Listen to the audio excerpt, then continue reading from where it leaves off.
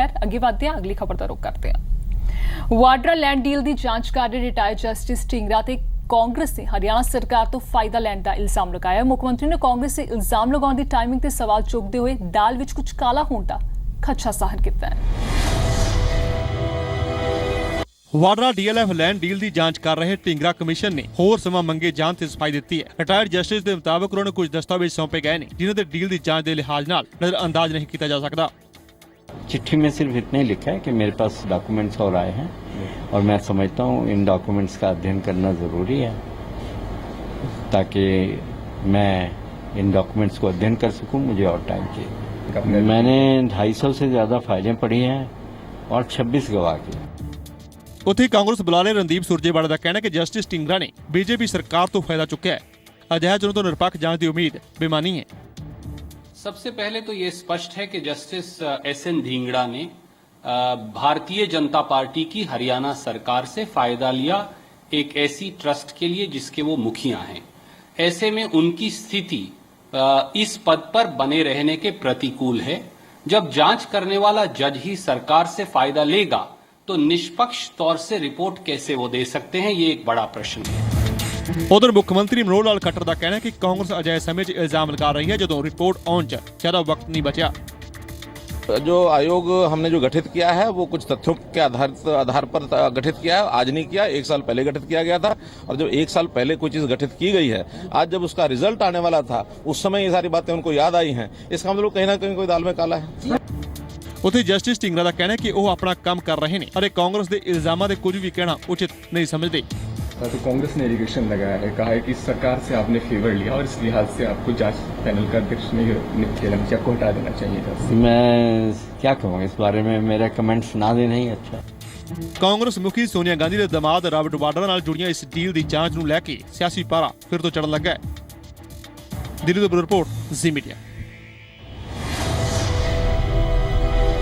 ਤਾਂ ਹਰਿਆਣਾ ਦੇ ਵਿੱਚ ਜਦ ਬੀਜੇਪੀ ਦੀ ਸਰਕਾਰ ਬਣੀ ਸੀ ਉਦੋਂ ਢੀਂਗਰਾ ਕਮਿਸ਼ਨ ਦਾ ਗਠਨ ਕੀਤਾ ਗਿਆ ਸੀ। ਪਹਿਲਾਂ ਕਿਹਾ ਗਿਆ ਸੀ 6 ਮਹੀਨੇ ਦੇ ਵਿੱਚ ਇਹ ਕਮਿਸ਼ਨ ਜੋ ਹੈ ਆਪਣੀ ਜਾਂਚ ਪੂਰੀ ਕਰੇਗਾ। ਫਿਰ ਇੱਕ ਨਹੀਂ 2 ਵਾਰ ਇਸ ਜੋ ਕਮਿਸ਼ਨ ਦਾ ਕਾਰਜਕਾਲ ਵਧਾਇਆ ਗਿਆ ਸੀ। ਹੁਣ ਬੀਤੇ ਦਿਨ ਇਸ ਕਮਿਸ਼ਨ ਨੇ ਰਿਪੋਰਟ ਸੌਂਪਣੀ ਸੀ ਪਰ ਇੱਕ ਵਾਰ ਫਿਰ ਤੋਂ ਇਸ ਕਮਿਸ਼ਨ ਨੇ 6 ਹਫ਼ਤਿਆਂ ਦਾ ਹੋਰ ਸਮਾਂ ਮੰਗਿਆ ਤੇ ਸਰਕਾਰ ਨੇ ਵੀ 31 ਅਗਸਤ ਤੱਕ ਜੋ ਐਕਸਟੈਂਸ਼ਨ ਹੈ ਉਹ ਕਰ ਦਿੱਤੀ ਹੈ ਇਸ ਕਮਿਸ਼ਨ ਦੀ। ਹੁਣ ਵੇਖਣਾ ਹੋਵੇਗਾ ਕਿ ਕਦੋਂ ਰਿਪੋਰਟ ਸੌਂਪੀ ਜਾਂਦੀ ਹੈ ਕਿਉਂਕਿ ਸਿਆਸਤ ਹੁਣ ਵੀ ਗਰਮਾ ਰਹੀ ਹੈ ਤੇ ਰਿਪੋਰਟ ਜਦੋਂ ਸੌਂਪੀ ਜਾਵੇ ਕੀ ਕੁਝ ਹੁੰਦਾ ਹੈ ਤੇ ਉਦੋਂ ਕੀ ਸਿਆਸਤ ਰੋਕ ਲੈਂਦੀ ਹੈ।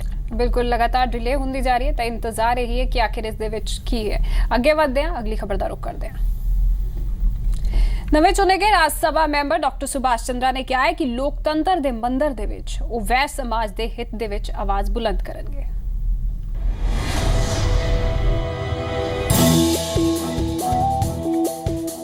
डॉक्टर सुभाष चंद्रा ने आगरा विच एक खास प्रोग्राम च शिरकत की जिथे उन्होंने वैश भाईचारे की एकजुटता ते हित नूं अगे वधाउण दा मंत्र दिता।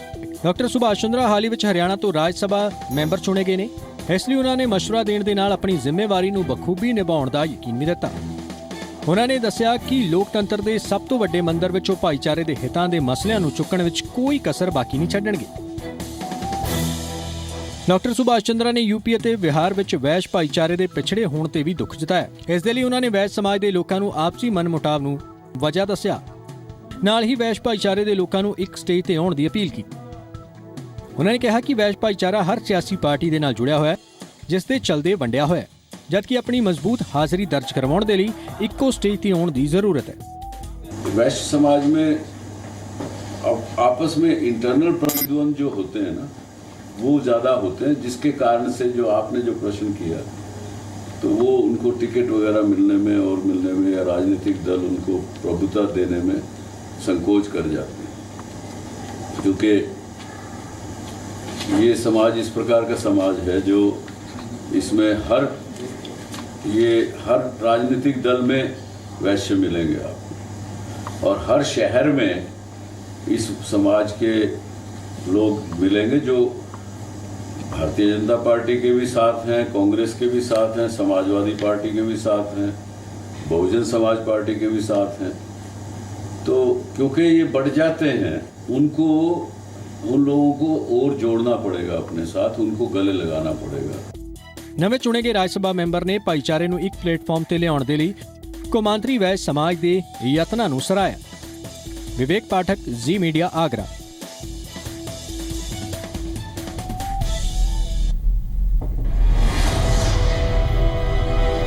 ਤੇ ਡਾਕਟਰ ਸੁਭਾਸ਼ ਚੰਦਰ ਲਗਾਤਾਰ ਵਿਕਾਸ ਦੀ ਗੱਲ ਕਰਦੇ ਨੇ। ਹਾਲ ਹੀ ਦੇ ਵਿੱਚ ਉਹਨਾਂ ਨੇ ਕਿਹਾ ਸੀ ਕਿ ਉਹ ਹਰਿਆਣਾ ਦੇ ਹਰ ਜੋ ਕੋਨੇ ਤੋਂ ਇਹ ਜਾਣਨ ਦੀ ਕੋਸ਼ਿਸ਼ ਕਰਨਗੇ ਕਿ ਆਖਰ ਮੁਸ਼ਕਲਾਂ ਕਿੱਥੇ ਨੇ, ਉਹਨਾਂ ਦੀਆਂ ਮੁਸ਼ਕਲਾਂ ਹੱਲ ਕਰਨ ਦੀ ਕੋਸ਼ਿਸ਼ ਕਰਨਗੇ ਤੇ ਇਸੇ ਤਰ੍ਹਾਂ ਹੀ ਵੈਸ਼ ਸਮਾਜ ਨਾਲ ਜੁੜੀਆਂ ਹੋਈਆਂ ਮੁਸ਼ਕਲਾਂ ਵੀ ਹੱਲ ਕਰਨ ਦਾ ਉਹ ਦਾਅਵਾ ਕਰ ਰਹੇ ਨੇ। ਬਿਲਕੁਲ, ਅੱਗੇ ਵਧਦੇ ਹਾਂ। ਅਗਲੀ ਖਬਰ ਅੰਮ੍ਰਿਤਸਰ ਤੋਂ ਹੈ।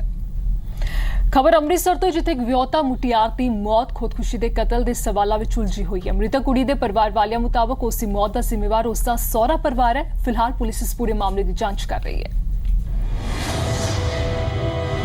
ਅੰਮ੍ਰਿਤਸਰ 'ਚ ਇੱਕ ਵਿਆਹੁਤਾ ਕੁੜੀ ਦੀ ਮੌਤ ਦਾ ਮਾਮਲਾ ਸਾਹਮਣੇ ਆਇਆ ਹੈ ਤੇ ਉਸ ਦੇ ਪਰਿਵਾਰ ਨੇ ਉਸ ਦੀ ਮੌਤ ਦੇ ਇਲਜ਼ਾਮ ਉਸ ਦੇ ਸਹੁਰਾ ਪਰਿਵਾਰ ਤੇ ਲਗਾਏ ਨੇ। ਮ੍ਰਿਤਕ ਕੁੜੀ ਦੇ ਘਰ ਵਾਲਿਆਂ ਮੁਤਾਬਕ ਉਹ ਉਸ ਨੂੰ ਕਾਫੀ ਵਕਤ ਤੋਂ ਤੰਗ ਪਰੇਸ਼ਾਨ ਕਰ ਰਹੇ ਸਨ ਤੇ ਉਸ ਦੇ ਚਰਿੱਤਰ ਨੂੰ ਲੈ ਕੇ ਵੀ ਸ਼ੱਕ ਕਰਦੇ ਸਨ ਤੇ ਮ੍ਰਿਤਕ ਕੁੜੀ ਦੇ ਭਰਾ ਮੁਤਾਬਕ ਇਸੇ ਵਜ੍ਹਾ ਕਰਕੇ ਉਸ ਨੂੰ ਮਾਰਿਆ ਗਿਆ। ਕੁੜੀ ਨੂੰ ਪਤਾ ਨਹੀਂ ਕੀ ਹੋ ਗਿਆ। ਆਪਾਂ ਉਹਨਾਂ ਨੂੰ ਬਾਰ-ਬਾਰ ਕਹਿੰਦੇ ਕਿ ਪੁੱਛਿਆ ਉਹਨਾਂ ਨੂੰ ਕੀ ਹੋਇਆ ਸਾਨੂੰ ਦੱਸੋ, ਪਰ ਸਾਨੂੰ ਕੋਈ ਗੱਲ ਨਹੀਂ ਦੱਸੀਗੀ ਔਰ ਸਾਨੂੰ ਬਾਰ-ਬਾਰ ਆਹੀ ਗੱਲ ਗਈ ਕਿ ਉਹਦੀ ਸਾਹ ਰੁਕ ਗਿਆ। ਅਸੀਂ ਉਹਨਾਂ ਨੂੰ ਬਾਰ-ਬਾਰ ਕਿਹਾ ਕਿ ਪਲੀਜ਼ ਉਹਨਾਂ ਨੂੰ ਹਸਪੀਟਲ ਲੈ ਜਾਓ। ਉਹਨੂੰ ਬਿਲਕੁਲ ਹਸਪੀਟਲ ਨਹੀਂ ਲੈ ਕੇ ਗਏ। ਜਦੋਂ ਆਪਾਂ ਰਾਤੀ ਪਹੁੰਚੇ ਆ ਤਾਂ ਸਾਨੂੰ ਇਹਨਾਂ ਨੇ ਬਸ ਉੱਥੇ ਨੀਚੇ ਲਟਾਇਆ ਹੋਇਆ ਸੀ ਔਰ ਗਲਾ ਬਿਲਕੁਲ ਢੱਕਿਆ ਹੋਇਆ ਸੀ ਔਰ ਜਦੋਂ ਆਪਾਂ ਕੋਸ਼ਿਸ਼ ਕੀਤੀ ਗਲਾ ਮਤਲਬ ਚਾਦਰ ਹਟਾਉਣ ਦੀ ਔਰ ਇਹਨਾਂ ਨੇ ਬਿਲਕੁਲ ਚਾਦਰ ਨਹੀਂ ਹਟਾਉਣ ਦਿੱਤੀ। ਆਪਾਂ ਜ਼ੋਰ ਦੀ ਜਦੋਂ ਖਿੱਚ ਕੇ ਚਾਦਰ ਹਟਾਈ ਹੈ ਤਾਂ ਫਿਰ ਸਾਨੂੰ ਦਿਖਿਆ ਗਲੇ ਤੇ ਪੂਰੇ ਨਿਸ਼ਾਨ ਪਏ ਹੋਏ ਸੀ ਔਰ ਜਿਹੜੀ ਉਹਦੀ ਚੁੰਨੀ ਨਾਲ ਇਹਨਾਂ ਨੇ ਗਲਾ ਘੋਟਿਆ, ਉਹ ਚੁੰਨੀ ਸਾਈਡ ਦੇ ਪਲਾਟ ਤੇ ਸੁੱਟ ਦਿੱਤੀ ਹੋਈ ਸੀ। ਪੁਲਿਸ ਨੇ ਮ੍ਰਿਤਕ ਕੁੜੀ ਦੀ ਲਾਸ਼ ਕਬਜ਼ੇ 'ਚ ਲੈ ਕੇ ਕੁੜੀ ਦੇ ਪਰਿਵਾਰ ਵਾਲਿਆਂ ਦੀ ਸ਼ਿਕਾਇਤ ਤੇ ਮਾਮਲਾ ਦਰਜ ਕਰ ਲਿਆ ਹੈ। ਸਾਰੀ ਤਫਤੀਸ਼ ਕੀਤੀ ਹੈ। ਲੜਕੀ ਜਿਹੜੀ ਆ ਪੱਖੇ ਨਾਲ ਫਾਹ ਲੈਣਾ ਬਿਆਨ ਹੋਇਆ ਤੇ ਉਹਦੇ ਪਤੀ ਕਮਲ ਕਿਸ਼ੋਰ ਅਤੇ ਉਹਦੀ ਸੱਸ ਬਿਮਲਾ ਦੇਵੀ, ਇਹਨਾਂ ਦੇ ਖਿਲਾਫ ਜੁਰਮ ਜੇਲ੍ਹ ਧਾਰਾ 306 IPC ਦਾ ਮੁਕੱਦਮਾ ਦਰਜ ਕੀਤਾ ਗਿਆ ਹੈ। ਜਿਹੜੀ ਉਹਨੂੰ ਤਾਨੇ ਮੇਨੇ ਮਾਰਦੀ ਸੀ, ਜਿਹਦੇ ਤੋਂ ਦੁਖੀ ਹੋ ਕੇ ਲੜਕੀ ਨੇ ਫਾਹ ਲਿਆ ਅਤੇ ਸੱਸ ਨੂੰ ਜਲਦੀ ਤੋਂ ਜਲਦੀ ਅਰੈਸਟ ਕੀਤਾ ਜਾਏ। ਇਹ ਪੂਰੀ ਵਾਰਦਾਤ ਇਨਸਾਨੀ ਰਿਸ਼ਤਿਆਂ ਦੇ ਸਵਾਲ ਖੜੇ ਕਰਦੀ ਹੈ। ਖੈਰ, ਪੁਲਿਸ ਨੇ ਮਾਮਲਾ ਦਰਜ ਕਰ ਲਿਆ ਹੈ। ਇੰਤਜ਼ਾਰ ਹੁਣ ਇਸ ਮਾਮਲੇ ਵਿੱਚ ਇਨਸਾਫ ਦਾ ਹੈ। ਰਾਜਨ ਗੋਸਾਈ, ਜ਼ੀ ਮੀਡੀਆ, ਅੰਮ੍ਰਿਤਸਰ। ਤਾਂ ਬੇहद ਗੰਭੀਰ ਮਾਮਲਾ ਹੈ। ਉਮੀਦ ਕਰਦੇ ਹਾਂ ਕਿ ਸੱਚ ਛੇਤੀ ਸਾਹਮਣੇ ਆਵੇ। ਬਿਲਕੁਲ, ਕਤਲ ਸੀ ਜਾਂ ਖੁਦਕੁਸ਼ੀ ਸੀ, ਇਹ ਤਾਂ ਹੁਣ ਜਾਂਚ ਤੋਂ ਬਾਅਦ ਹੀ ਪਤਾ ਚੱਲ ਸਕੇਗਾ। ਫਿਲਹਾਲ ਅੱਗੇ ਵਧਦੇ ਹਾਂ। ਅਗਲੀ ਖਬਰ ਵੀ ਅੰਮ੍ਰਿਤਸਰ ਤੋਂ। ਅੰਮ੍ਰਿਤਸਰ ਦੇ ਵਿੱਚ ਸ਼ੇਰਾਂ ਦੀ ਖੱਲ ਦੀ ਵੱਡੀ ਖੇਪ ਸਣੇ ਇੱਕ ਗਿਰੋਹ ਦਾ ਪਰਦਾਫਾਸ਼ ਕੀਤਾ ਗਿਆ। ਇਹ ਗਿਰੋਹ ਸ਼ਹਿਰ ਦੇ ਵਿੱਚ ਇਸ ਖੱਲ ਨੂੰ ਵੇਚਣ ਆਇਆ ਸੀ, ਪਰ ਹੁਣ ਪਹੁੰਚ ਗਿਆ ਆਪਣੇ ਅੰਜਾਮ ਤੇ।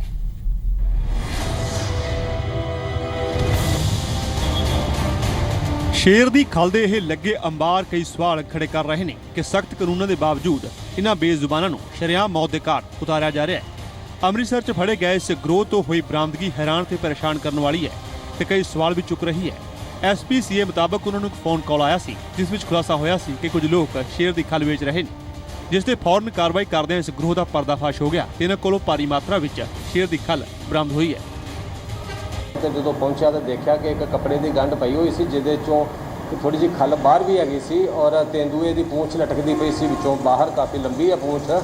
ਔਰ ਮੈਂ ਤੁਰੰਤ ਜਾ ਕੇ ਉਹ ਖੱਲਾਂ ਨੂੰ ਬਰਾਮਦ ਕੀਤਾ, ਜਿਹੜੀ ਕਿ ਤੇਂਦੂਏ ਦੀ ਹੈ ਔਰ ਦੂਸਰੀ ਚੀਤੇ ਦੀ ਹੈ। ਜੰਗਲੀ ਜਾਨਵਰਾਂ ਦੀ ਤਸਕਰੀ ਕੋਈ ਨਵੀਂ ਗੱਲ ਨਹੀਂ ਹੈ ਅਤੇ ਸਖਤ ਕਾਨੂੰਨ ਦੇ ਬਾਵਜੂਦ ਇਹ ਸਭ ਜਾਰੀ ਹੈ ਤੇ ਆਪਣੇ ਮੁਫਾਦ ਲਈ ਕੁਝ ਲੋਕ ਇਹਨਾਂ ਬੇਜ਼ੁਬਾਨਾਂ ਨੂੰ ਮਾਰ ਰਹੇ ਨੇ। ਰਾਜਨ ਗੋਸਾਈ, ਜ਼ੀ ਮੀਡੀਆ, ਅੰਮ੍ਰਿਤਸਰ। ਤਾਂ ਕਾਫੀ ਹੈਰਾਨ ਕਰਨ ਵਾਲੀ ਗੱਲ ਹੈ ਕਿ ਇੰਨੀ ਵੱਡੀ ਮਾਤਰਾ ਦੇ ਵਿੱਚ ਸ਼ੇਰਾਂ ਦੀ ਖੇਪ ਜੋ ਹੈ ਉਹ ਬਰਾਮਦ ਹੋਈ ਹੈ। ਆਖਰ ਕਿਸ ਤਰ੍ਹਾਂ ਨਾਲ ਇਸ ਦਾ ਇਸਤੇਮਾਲ ਕੀਤਾ ਜਾਂਦਾ ਸੀ, ਇਹ ਹਜੇ ਸਵਾਲ ਬਣਿਆ ਹੋਇਆ ਹੈ। ਕਿੱਥੋਂ ਲਿਆਂਦੇ ਸੀ, ਕਿਸ ਤਰ੍ਹਾਂ ਇਸ ਨੂੰ ਵੇਚਿਆ ਜਾਂਦਾ ਸੀ, ਇਹ ਵੀ ਇੱਕ ਵੱਡਾ ਸਵਾਲ ਬਣਿਆ ਹੋਇਆ ਜੋ ਕਿ ਜਾਂਚ ਤੋਂ ਬਾਅਦ ਸਾਹਮਣੇ ਆਏਗਾ। ਬਿਲਕੁਲ, ਕਈ ਸਵਾਲ ਨੇ ਜੋ ਪੁਲਿਸ ਜਾਂਚ ਤੋਂ ਬਾਅਦ ਹੀ ਸਾਹਮਣੇ ਆਉਣਗੇ। ਅੱਗੇ ਵਧਦੇ ਅੱਗੇ ਇੱਕ ਚੰਗੀ ਖਬਰ ਦੀ ਗੱਲ ਕਰਦੇ ਹਾਂ ਜੋ ਹਿਸਾਰ ਤੋਂ ਸਾਹਮਣੇ ਆਈ ਹੈ। ਜੀ ਹਾਂ, ਹੁਣ ਗੱਲ ਚੰਗੀ ਖਬਰ ਦੀ। ਤੁਸੀਂ ਅਕਸਰ ਇਹ ਤਾਂ ਸੁਣਿਆ ਹੋਵੇਗਾ ਕਿ ਲਿੰਗ ਜਾਂਚ ਜਾਂ ਭਰੂਣ ਹੱਤਿਆ ਦੇ ਇਲਜ਼ਾਮ ਵਿੱਚ ਡਾਕਟਰ ਨੂੰ ਗ੍ਰਿਫਤਾਰ ਕੀਤਾ ਗਿਆ, ਪਰ ਸ਼ਾਇਦ ਹੀ ਤੁਸੀਂ ਕਦੇ ਸੁਣਿਆ ਹੋਵੇਗਾ ਕਿ ਬੇਟੀ ਦੀ ਚਾਹ ਵਿੱਚ ਗਲਤ ਕੰਮ ਦੇ ਲਈ ਡਾਕਟਰ ਨੂੰ ਲੱਖਾਂ ਦੀ ਪੇਸ਼ਕਸ਼ ਕਰਨ ਵਾਲੇ ਨੂੰ ਖੁਦ ਡਾਕਟਰ ਨੇ ਗ੍ਰਿਫਤਾਰ ਕਰਵਾ ਦਿੱਤਾ। ਜੀ ਹਾਂ, ਮਾਮਲਾ ਹਿਸਾਰ ਦਾ ਹੈ ਜਿੱਥੇ ਡਾਕਟਰ ਨੇ ਕੁਝ ਅਜਿਹੀ ਮਿਸਾਲ ਪੇਸ਼ ਕੀਤੀ ਹੈ। ਸੀ ਮੀਡੀਆ ਪੱਤਰਕਾਰ ਮਹਿੰਦਰ ਸਿੰਘ ਦੀ ਇਹ ਰਿਪੋर्ट देखो। मैं डॉक्टरों को पूछना चाहता हूं, क्या यह आपका दायित्व नहीं है? क्या आप इस बात में भागीदार नहीं बनेंगे? डॉक्टरों को अच्छा लगे बुरा लगे, लेकिन मैं कहना चाहता हूं कि आपकी जिम्मेवारी। प्रधानमंत्री नरेंद्र मोदी ने पानीपत में बेटी बचाओ बेटी पढ़ाओ मुहिम की शुरुआत करते वक्त डॉक्टरों की अंतरात्मा को झंझोड़ने वाला ये भाषण दिया था। उन्होंने अपील की थी कि कन्या भ्रूण हत्या जैसे पाप को रोकने के लिए डॉक्टर भी अपनी जिम्मेदारी समझे। अपनी इसी जिम्मेदारी को हिसार के एक डॉक्टर ने न सिर्फ समझा है बल्कि उस पर अमल भी किया है। मिलो इन्हां नूं। नाम है अनुराग बिश्नोई। पेशे तो डॉक्टर ने ਅਤੇ ਆਪਣੇ पेशे ਦੇ प्रति पूरी तरह ईमानदार। जी हाँ, अनुराग ने प्रधानमंत्री नरेंद्र मोदी ਦੇ ਉਹਨਾਂ ਸ਼ਬਦਾਂ ਤੇ ਅਮਲ ਕਰਦੇ ਹੋਏ ਇੱਕ ਮਿਸਾਲ ਪੇਸ਼ ਕੀਤੀ ਹੈ ਜਿਸ ਵਿੱਚ ਪ੍ਰਧਾਨ ਮੰਤਰੀ ਨੇ ਬੇਟੀਆਂ ਨੂੰ ਬਚਾਉਣ ਦੇ ਲਈ ਡਾਕਟਰਾਂ ਨੂੰ ਭਾਵਕ ਅਪੀਲ ਕੀਤੀ ਸੀ। आपको पढ़ाया गया है किसी की जिंदगी बचाने के लिए, आपको पढ़ाया गया है किसी की पीड़ा को मुक्त करने के लिए, आपको बच्चियों को मारने के लिए शिक्षा नहीं दी गई है। दरअसल मामला कुछ अजिहा है कि हिसार ਵਿੱਚ ਇੱਕ ਫਰਟੀਲਿਟੀ ਸੈਂਟਰ ਚਲਾਉਣ ਵਾਲੇ ਡਾਕਟਰ ਅਨੁਰਾਗ ਬਿਸ਼ਨੋਈ ਦੇ ਕੋਲ ਦਿੱਲੀ ਤੋਂ ਆਰੀਅਨ ਨਾਮ ਦਾ ਇੱਕ 에ਅਰਲਾਈਨਸ ਦਾ ਮੁਲਾਜ਼ਮ ਆਇਆ ਸੀ। ਉਸਨੇ ਡਾਕਟਰ ਨੂੰ ਦੱਸਿਆ ਕਿ ਉਹ ਪਹਿਲਾਂ ਤੋਂ ਹੀ 2 ਬੇਟੀਆਂ ਦਾ ਪਿਤਾ ਹੈ ਅਤੇ ਉਹ ਹੁਣ ਸਰੋਗੇਸੀ ਦੇ ਜ਼ਰੀਏ ਇੱਕ ਬੇਟੇ ਦਾ ਪਿਤਾ ਬਣਨਾ ਚਾਹੁੰਦਾ ਹੈ। पेशेंट हमारे पास आया, वो सरोगेसी के थ्रू बेबी चाह रहा था, तो जबकि उसकी वाइफ की एज 44 है।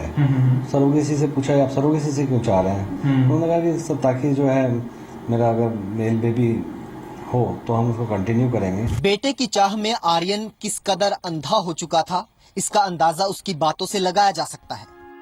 इल्जामां ਦੇ ਮੁਤਾਬਕ ਆਰੀਅਨ ਨੇ ਡਾਕਟਰ ਨੂੰ ਕਿਹਾ ਕਿ ਉਸ ਦੇ ਲਈ ਇੱਕ ਸੈਰੋਗੇਟ ਮਾਂ ਦਾ ਬੰਦੋਬਸਤ ਕਰੇ ਅਤੇ ਸੈਰੋਗੇਟ ਤਕਨੀਕ ਦੇ ਜ਼ਰੀਏ ਮਹਿਲਾ ਗਰਭਵਤੀ ਹੋਵੇ ਅਤੇ ਉਸ ਦੇ ਪੇਟ ਵਿੱਚ ਪਲ ਰਹੇ ਭਰੂਣ ਦੀ ਜਾਂਚ ਕੀਤੀ ਜਾਵੇ। ਜੇਕਰ ਮੁੰਡਾ ਹੋਇਆ ਤਾਂ ਠੀਕ, ਪਰ ਜੇਕਰ ਕੁੜੀ ਹੋਈ ਤਾਂ ਉਸ ਦਾ ਕੁੱਖ ਵਿੱਚ ਹੀ ਕਤਲ ਕਰ ਦਿੱਤਾ ਜਾਵੇ।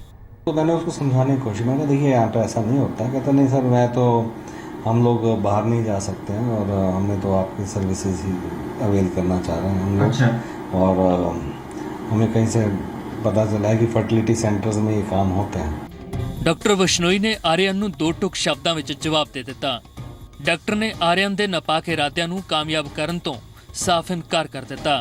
ਆर्यन ਨੇ ਡਾਕਟਰ ਨੂੰ ਪੈਸਿਆਂ ਦਾ ਲਾਲਚ ਦਿੱਤਾ, ਪਰ ਅਨੁਰਾਗ ਬਿਸ਼ਨੋਈ ਦਾ ਜ਼ਮੀਰ ਡੋਲਿਆ ਨਹੀਂ ਅਤੇ ਆर्यन ਪੈਸੇ ਦੇ ਨਾਲ ਇਮਾਨਦਾਰ ਡਾਕਟਰ ਨੂੰ ਖਰੀਦ ਨਾ ਸਕਿਆ।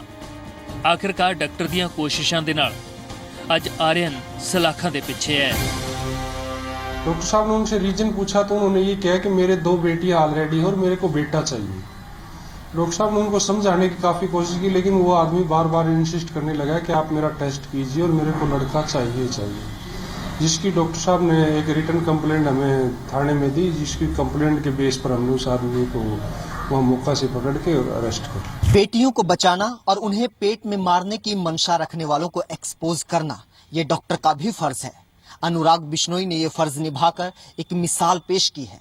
जरूरी है कि और भी डॉक्टर अपने फर्ज को समझें और उसे निभाएं ताकि बेटियों को बचाया जा सके। हिसार से कैमरामैन राजेंद्र के साथ महेंद्र सिंह, जी मीडिया। ਤਾਂ ਕੁਝ ਪੈਸਿਆਂ ਪਿੱਛੇ ਜਾਂ ਲੱਖਾਂ ਰੁਪਏ ਪਿੱਛੇ ਅਕਸਰ ਸੀ ਡਾਕਟਰਾਂ ਦਾ ਜ਼ਮੀਰ ਡੋਲਣ ਦੀਆਂ ਖਬਰਾਂ ਤਾਂ ਅਕਸਰ ਵੇਖਦੇ ਆ, ਪਰ ਇਹ ਜੋ ਖਬਰ ਸੀ ਇਹ ਸੱਚਮੁੱਚ ਇੱਕ ਵਿਲੱਖਣ ਸੀ ਅਤੇ ਉਮੀਦ ਕਰਦੇ ਆ ਕਿ ਜੋ ਡਾਕਟਰ ਕੁਝ ਪੈਸੇ ਅੱਗੇ ਆਪਣਾ ਜ਼ਮੀਰ ਡੁਲਾ ਦਿੰਦੇ ਨੇ ਉਹ ਇਸ ਖਬਰ ਤੋਂ ਪ੍ਰੇਰਣਾ ਜ਼ਰੂਰ ਲੈਣਗੇ। ਬਿਲਕੁਲ, ਤੇ ਪ੍ਰੇਰਣਾ ਇਸ ਗੱਲ ਦੀ ਵੀ ਅਰਸ਼ ਲੈਣੀ ਚਾਹੀਦੀ ਹੈ ਕਿ ਜਿਹੜੀਆਂ ਧੀਆਂ ਨੇ ਉਹ ਮਾਨ ਨੇ ਸਾਡਾ, ਉਹ ਬੋਝ ਨਹੀਂ ਹੈ ਅਤੇ ਬਹੁਤ ਵਧੀਆ ਕੰਮ ਜੋ ਹੈ ਉਹ ਡਾਕਟਰ ਨੇ ਕੀਤਾ ਹੋਇਆ ਹੈ। ਪਰ ਇਸ ਦੇ ਨਾਲ ਹੀ ਚਾਹੇ ਜਿੰਨੀਆਂ ਮਰਜ਼ੀ ਮੁਹਿੰਮਾਂ ਜੋ ਹੈ ਸ਼ੁਰੂ ਕਰ ਲਿਆ ਜਾਏ, ਪਰ ਸਾਨੂੰ ਖੁਦ ਨੂੰ ਸਮਝਣ ਦੀ ਲੋੜ ਹੈ ਕਿ ਬੇਟੀਆਂ ਵੀ ਹੈ ਹਰ ਕੰਮ ਦੇ ਵਿੱਚ ਅੱਗੇ ਆ ਸਕਦੀਆਂ ਨੇ। ਅੱਗੇ ਵਧਦੇ ਹਾਂ, ਅਗਲੀ ਖਬਰ ਦਾ ਰੁਖ ਕਰਦੇ ਹਾਂ। ਕੱਲ ਤੋਂ ਸ਼ੁਰੂ ਹੋ ਰਹੀ ਅਮਰਨਾਥ ਯਾਤਰਾ ਦੇ ਲਈ ਅੱਜ ਜੰਮੂ ਤੋਂ ਸ਼ਰਧਾਲੂਆਂ ਦਾ ਪਹਿਲਾ ਜੱਥਾ ਰਵਾਨਾ ਹੋ ਗਿਆ। ਇਸ ਮੌਕੇ ਤੇ ਸੁਰੱਖਿਆ ਦੇ ਕੜੇ ਇੰਤਜ਼ਾਮ ਵੀ ਕੀਤੇ ਗਏ ਨੇ। ਅਮਰਨਾਥ ਜਾਣ ਵਾਲੇ ਪਹਿਲੇ ਜੱਥੇ ਦੇ ਵਿੱਚ 1300 ਸ਼ਰਧਾਲੂ ਸ਼ਾਮਲ ਨੇ। ਜੰਮੂ ਕਸ਼ਮੀਰ ਦੇ ਡਿਪਟੀ ਸੀਐਮ ਨਿਰਮਲ ਸਿੰਘ ਨੇ ਸ਼ਰਧਾਲੂਆਂ ਦੇ ਜਥੇ ਨੂੰ ਹਰੀ ਝੰਡੀ ਵਿਖਾ ਕੇ ਰਵਾਨਾ ਕੀਤਾ। ਪਹਿਲਾਂ ਜਥੇ 'ਚ ਕਰੀਬ 1300 ਸ਼ਰਧਾਲੂ ਸ਼ਾਮਲ ਨੇ। ਸ਼ਿਵ ਭਗਤਾਂ ਨੇ ਭੋਲੇ ਦੀ ਜੈਕਾਰ ਦੇ ਨਾਲ ਹੀ ਨਾਲ ਤਿਰੰਗਾ ਲਹਿਰਾ ਕੇ ਭਾਰਤ ਮਾਤਾ ਦੀ ਜੈ ਦੇ ਨਾਰੇ ਲਗਾਏ। ਇਹ ਜਥਾ ਪਹਿਲਾਂ ਅਮਰਨਾਥ ਯਾਤਰਾ ਦੇ ਬੇਸ ਕੈਂਪ ਪਹਿਲਗਾਮ ਅਤੇ ਬਾਲਟਾਲ ਪਹੁੰਚੇਗਾ, ਜਿੱਥੋਂ ਕੱਲ ਰਵਾਇਤੀ ਤੌਰ ਤੇ ਅਮਰਨਾਥ ਯਾਤਰਾ ਸ਼ੁਰੂ ਹੋਵੇਗੀ। ਸ਼ਰਧਾਲੂਆਂ ਦਾ ਪਹਿਲਾ ਜਥਾ ਸ਼ਨੀਵਾਰ ਨੂੰ ਅਮਰਨਾਥ ਗੁਫਾ 'ਚ ਬਾਬਾ ਬਰਫਾਨੀ ਦੇ ਦਰਸ਼ਨ ਕਰੇਗਾ। का दावा है कि इस दौरान सुरक्षा व्यवस्था जो है जम्मू से लेके गुफा के दोनों मार्ग बालतौर और पहलगाम तक कड़ी सुरक्षा व्यवस्था का इंतजाम किया गया है। श्रद्धालुओं का उत्साह यहाँ पे देखते ही बनता है। ਅਮਰਨਾਥ ਯਾਤਰਾ ਦੀ ਸੁਰੱਖਿਆ ਦੇ ਲਈ ਵਿਸ਼ੇਸ਼ ਇੰਤਜ਼ਾਮ ਕੀਤੇ ਗਏ ਨੇ। ਡਰੋਨ ਕੈਮਰੇ ਦੀ ਮਦਦ ਨਾਲ ਪੂਰੇ ਇਲਾਕੇ ਦੀ ਨਿਗਰਾਨੀ ਕੀਤੀ ਜਾ ਰਹੀ ਹੈ। 2 जुलाई तो शुरू हो रही अमरनाथ यात्रा रक्षा बंधन दिन यानी 18 अगस्त ਨੂੰ खत्म होगी। 48 दिन तक चलण वाली यात्रा 'ਚ 2.5 ਲੱਖ ਤੋਂ ਵੱਧ ਸ਼ਰਧਾਲੂਆਂ ਨੇ शामिल होने की उम्मीद है। पहलगाम ਅਤੇ बालटाल दोवें रस्तिਆਂ ने तकरीबन 7,500 श्रद्धालु यात्रा करेंगे। न्यू डेस्क रिपोर्ट जी मीडिया।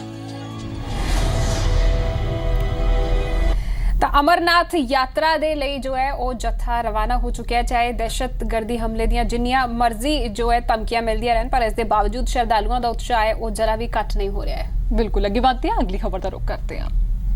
ਤਾਂ ਤੇਜਸ ਅੱਜ ਤੋਂ ਫਰੰਟ ਤੇ ਹੋਵੇਗਾ। ਤੇਜਸ ਦੀ ਇੰਡੀਅਨ 에ਅਰਫੋਰਸ 'ਚ ਐਂਟਰੀ ਦੇ ਨਾਲ ਹੀ ਭਾਰਤ ਹੁਣ 6 ਦੇਸ਼ਾਂ ਦੇ ਸੁਪਰ ਲੜਾਕੂ ਕਲੱਬ ਵਿੱਚ ਸ਼ਾਮਲ ਹੋਣ ਵਾਲਾ 7ਵਾਂ ਦੇਸ਼ ਹੋ ਗਿਆ, ਜੋ ਆਪਣੇ ਖੁਦ ਦੇ ਫਾਈਟਰ ਪਲੇਨ ਦੇ ਦਮ ਤੇ ਦੁਨੀਆ ਵਿੱਚ ਇੱਕ ਖਾਸ ਰਸੂਖ ਰੱਖਦਾ ਹੈ।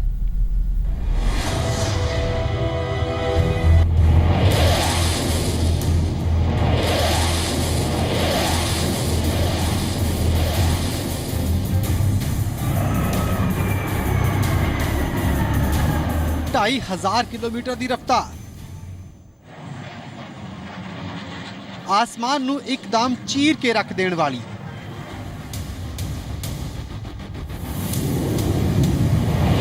आवाज अजिही कि दुश्मन दा अद्धा दम तां उसे नाल निकल जावे।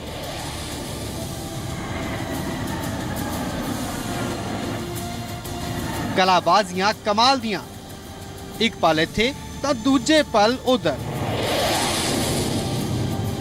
ਇਹ ਹੈ ਮੇਡ ਇਨ ਇੰਡੀਆ ਦਾ ਦਮ, ਇੰਡੀਆ ਦਾ ਨਵਾਂ ਤੇਜ ਤੇਜਸ।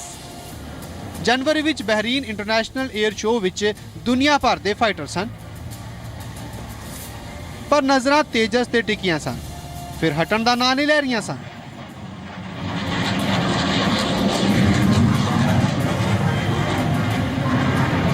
ਤੇਜਸ ਦਾ ਇਹ ਪਹਿਲਾ ਇੰਟਰਨੈਸ਼ਨਲ ਡੈਮੋ ਸੀ। बहरीन विच पाकिस्तान भी अपना थंडर लिया सी, पर तेजस दे अगे थंडर नू ठंड लग गई। 3 घंटिया तो ज्यादा दी फ्लाइट टेस्टिंग, पर किते कोई गलती नहीं, ना टेक ऑफ विच, ना हवा विच गोते लाउण विच, अते ना ही मिसाइल दागण विच।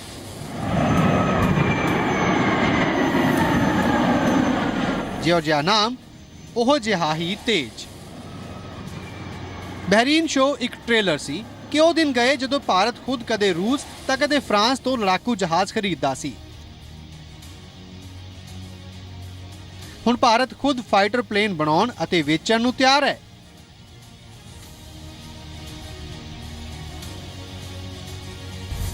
ਭਾਰਤ ਨੇ ਦੇਸ਼ 'ਚ ਹੀ ਲੜਾਕੂ ਜਹਾਜ਼ ਬਣਾਉਣ ਦਾ ਸੁਪਨਾ ਪਹਿਲੀ ਵਾਰ 1969 'ਚ ਦੇਖਿਆ ਸੀ। योजना बनाई गई ਅਤੇ हिंदुस्तान एरोनॉटिक्स लिमिटेड ਨੂੰ ਕੰਮ ਸੌਂਪਿਆ ਗਿਆ। HAL ने जहाज का डिजाइन बनाने की स्टडी 1975 च पूरी की। इस विचाले परमाणु परीक्षण नूं लैके दुनिया का रवैया रुखा हो गया। तकनीकी दिक्कतां नाल प्रोजैक्ट कुछ ठंडा पै गया, पर 1984 विच लाइट कॉम्बैट एयरक्राफ्ट नूं अगे वधाउण दे लई एरोनॉटिकल डिवेलपमेंट एजेंसी बनाई गई। ठीक 17 साल बाद 4 जनवरी 2001 दी सवेरे HAL दे हवाई अड्डे ते तेजस का पहला ट्रायल होया। विंग कमांडर राजीव कोठियाल ने तेजस नूं लैके उड़ान भरी तां उन्हां दे पिछे 2 मिराज 2000 उड्डे। 17 मई नूं आप एयर चीफ मार्शल अरूप साहा ने तेजस का ट्रायल लिया। ट्रायल तो बाद राहा ने कहा कि तेजस एयरफोर्स ऑपरेशन दे लई बेहतर साबित होवेगा।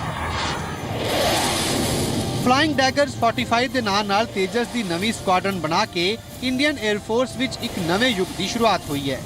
हालांकि इसके पूरी तरह नाल स्वदेशी होने ते कई बार सवाल भी चुके गए। कहा गया कि इसका इंजन अमेरिकी है, रडार अते हथियार इजराइली ने, इसकी इंजैक्शन सीट ब्रिटेन दी है। इस तो अलावा भी कई पार्ट्स इंपोर्ट किए गए ने।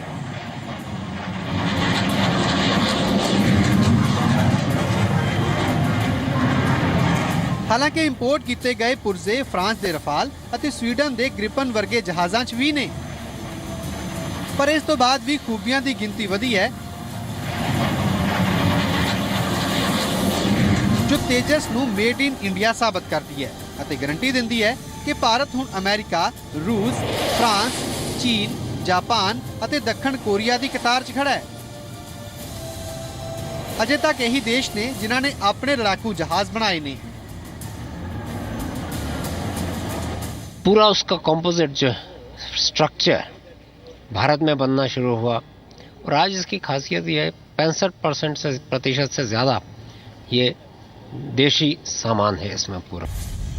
ਤੇਜਸ ਦਾ ਫਲਾਈ ਬਾਏ ਵਾਇਰ ਸਿਸਟਮ ਪੂਰੀ ਤਰ੍ਹਾਂ ਨਾਲ ਭਾਰਤੀ ਹੈ, ਜੋ ਜਹਾਜ਼ ਨੂੰ ਕੰਟਰੋਲ ਕਰਨ ਦੇ ਲਈ ਕੰਪਿਊਟਰ ਨੂੰ ਇਨਪੁਟ ਦਿੰਦਾ ਹੈ। ਜਹਾਜ਼ 'ਚ ਲੱਗਿਆ ਮਿਸ਼ਨ ਕੰਪਿਊਟਰ ਜੋ ਕਿ ਸੈਂਸਰ ਤੋਂ ਮਿਲੇ ਡਾਟਾ ਨੂੰ ਪ੍ਰੋਸੈਸ ਕਰਦਾ ਹੈ, ਉਹ ਵੀ ਪੂਰਾ ਭਾਰਤੀ ਹੈ। ਜਹਾਜ਼ ਦਾ ਕਾਰਬਨ ਫਾਈਬਰ ਢਾਂਚਾ ਪੂਰੀ ਤਰ੍ਹਾਂ ਨਾਲ ਸੁਦੇਸ਼ੀ ਹੈ, ਜੋ ਕਿਸੇ ਵੀ ਦੂਜੇ ਮੈਟਲ ਦੇ ਮੁਕਾਬਲੇ ਹਲਕਾ ਅਤੇ ਮਜ਼ਬੂਤ ਹੈ। ਜਹਾਜ਼ ਦਾ ਫਿਊਲ ਮੈਕੈਨਿਜ਼ਮ ਭਾਰਤੀ ਹੈ। 3000 ਲੀਟਰ ਫਿਊਲ ਤੋਂ ਇਲਾਵਾ 800 ਲੀਟਰ ਦੇ 5 ਫਿਊਲ ਟੈਂਕ ਲੋਡ ਹੋ ਸਕਦੇ ਨੇ। ਤੇਜਸ ਦਾ ਪਾਵਰ ਕੰਟਰੋਲ ਯਾਨੀ ਸਟੀਅਰਿੰਗ ਅਤੇ ਕੰਟਰੋਲ ਸੰਬੰਧੀ ਦੂਜੇ ਕਲਪੁਰਜ਼ੇ ਭਾਰਤ 'ਚ ਹੀ ਬਣਾਏ ਗਏ ਨੇ। ਸਭ ਤੋਂ ਅਹਿਮ ਹੈ ਸੈਂਸਰ ਤਰੰਗ ਰਡਾਰ, ਜੋ ਦੁਸ਼ਮਣ ਦੀ ਕਿਸੇ ਵੀ ਮਿਜ਼ਾਈਲ ਦੇ ਕੋਲ ਆਉਣ ਦੀ ਸੂਚਨਾ ਦਿੰਦਾ ਹੈ। ਇਹ ਵੀ ਪੂਰੀ ਤਰ੍ਹਾਂ ਭਾਰਤ 'ਚ ਬਣਿਆ। ਇੱਕ ਹੋਰ ਅਹਿਮ ਗੱਲ ਕਿ ਤੇਜਸ ਦਾ ਰੱਖ ਰਖਾਅ ਸੁਖੋਈ 30 ਦੇ ਵਾਂਗ ਖਰਚੀਲਾ ਨਹੀਂ ਹੈ। ਇੰਡੀਅਨ 에ਅਰ ਫੋਰਸ ਦੀ ਹੁਣ ਤੱਕ ਦੀ ਸਭ ਤੋਂ ਵੱਡੀ ਤਾਕਤ ਯਾਨੀ ਸੁਖੋਈ 30 ਆਪਣੇ ਮਹਿੰਗੇ ਰੱਖ ਰਖਾਅ ਦੀ ਵਜ੍ਹਾ ਨਾਲ ਬਦਨਾਮ ਵੀ ਹੈ। ਸੁਖੋਈ 30 ਦੀ ਫਲੀਟ ਵਿੱਚ ਤਕਰੀਬਨ 60% ਜਹਾਜ਼ ਇੱਕ ਵੇਲੇ ਤੇ ਮਿਸ਼ਨ ਦੇ ਲਈ ਮਿਲ ਪਾਉਂਦੇ ਨੇ, ਜਦਕਿ ਤੇਜਸ ਨੂੰ ਲੈ ਕੇ ਦਾਅਵਾ ਹੈ ਕਿ ਇਹ 80% ਤੋਂ ਜ਼ਿਆਦਾ ਸਮੇਂ ਲਈ ਹਾਜ਼ਰ ਰਹੇਗਾ। ਕਹਿ ਸਕਦੇ ਹਾਂ ਕਿ ਜਦ ਵੀ ਯੁੱਧ ਦੀ ਨੌਬਤ ਆਈ ਤਾਂ ਤੇਜਸ ਸਭ ਤੋਂ ਪਹਿਲੇ ਮੋਰਚੇ ਤੇ ਹੋਵੇਗਾ, ਦੁਸ਼ਮਣ ਤੇ ਸਭ ਤੋਂ ਪਹਿਲਾਂ ਮਾਰ ਕਰੇਗਾ ਅਤੇ ਸਭ ਤੋਂ ਡੂੰਘੀ ਮਾਰ ਕਰੇਗਾ। ਕ੍ਰਿਸ਼ਨ ਮੋਹਨ ਮਿਸ਼ਰਾ ਦੇ ਨਾਲ ਬਿਊਰੋ ਰਿਪੋਰਟ, ਜ਼ੀ ਮੀਡੀਆ। ਤੇ ਹੁਣ ਗੱਲ ਮੌਸਮ ਦੀ ਕਰਦੇ ਹਾਂ। ਅੱਜ ਦਿਨ ਪਰ ਕਹੇ ਜਾ ਰਿਹਾ ਮੌਸਮ ਦਾ ਹਾਲ, ਤੁਸੀਂ ਰਿਪੋर्ट ਦੇਖੋ। ਮੈਨੂੰ ਤੇ ਅਰਸ਼ ਨੂੰ ਦਿਓ ਇਜਾਜ਼ਤ। ਧੰਨਵਾਦ। हल्की बारिश की दस्तक के बावजूद हिसार में पारा 40 डिग्री के पार बना हुआ है। अन्य जगहों पर कमोबेश कल की ही तरह रहा तापमान। आए दिन मौसम करवट ले रहा है। मैदानों 'ਚ ਵੀ ਕੁਝ ਥਾਵਾਂ ਤੇ ਛਿਟਪੁਟ ਬਾਰਿਸ਼ ਦਸਤਕ ਦੇ ਰਹੀ ਹੈ। ਬਾਵਜੂਦ ਇਸ ਦੇ ਗਰਮੀ ਦੇ ਤੇਵਰ ਕਮੋਬੇਸ਼ ਪਹਿਲੇ ਵਰਗੇ ਬਣੇ ਹੋਏ ਨੇ। ਹਿਸਾਰ ਦੀ ਗੱਲ ਕਰੀਏ ਤਾਂ ਇੱਥੇ ਵੱਧ ਤੋਂ ਵੱਧ ਤਾਪਮਾਨ 41 ਡਿਗਰੀ ਸੈਲਸੀਅਸ ਦਰਜ ਕੀਤਾ ਗਿਆ, ਜਦਕਿ ਦਿੱਲੀ 'ਚ 37 ਡਿਗਰੀ ਸੈਲਸੀਅਸ, ਗੁੜਗਾਉਂ 'ਚ 37 ਅਤੇ ਚੰਡੀਗੜ੍ਹ 'ਚ 34 ਡਿਗਰੀ ਸੈਲਸੀਅਸ ਤਾਪਮਾਨ ਦਰਜ ਕੀਤਾ ਗਿਆ। ਪੰਜਾਬ ਦੀ ਗੱਲ ਕਰੀਏ ਤਾਂ ਬਠਿੰਡਾ 'ਚ 41 ਡਿਗਰੀ ਸੈਲਸੀਅਸ ਤਾਪਮਾਨ ਦਰਜ ਕੀਤਾ ਗਿਆ, ਜਦਕਿ ਅੰਮ੍ਰਿਤਸਰ ਤੇ ਲੁਧਿਆਣਾ 'ਚ ਪਾਰਾ 37 ਡਿਗਰੀ ਸੈਲਸੀਅਸ ਰਿਹਾ। ਉਧਰ ਪਟਿਆਲਾ 'ਚ ਪਾਰਾ 36 ਡਿਗਰੀ ਸੈਲਸੀਅਸ ਦਰਜ ਕੀਤਾ ਗਿਆ, ਜਦਕਿ ਸ਼ਿਮਲਾ 'ਚ 23 ਡਿਗਰੀ ਸੈਲਸੀਅਸ ਦਰਜ ਕੀਤਾ ਗਿਆ। ਉੱਥੇ ਮਨਾਲੀ 'ਚ 28 ਡਿਗਰੀ ਸੈਲਸੀਅਸ ਅਤੇ ਸ਼੍ਰੀਨਗਰ ਵਿੱਚ 32 डिग्री सेल्सियस दर्ज किया गया। वहीं मनाली और श्रीनगर में तापमान लगातार 30 डिग्री के इर्द गिर्द घूम रहा है। ब्यूरो रिपोर्ट के साथ मंजूर पठान, जी मीडिया।